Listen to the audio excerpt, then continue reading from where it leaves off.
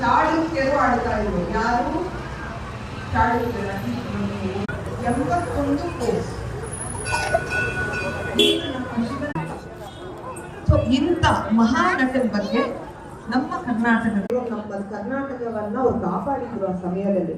ಅವರೆಲ್ಲ ಇರ್ಲಿಲ್ಲ ಅಂದ್ರೆ ನಾವಿವತ್ತು ನೆಮ್ಮದಿಯಾಗಿ ಊಟ ಮಾಡಕ್ಕಾಗಲ್ಲ. ಅವ್ರನ್ನ ನೆನೆಸ್ಕೊಳ್ಳೋಣ.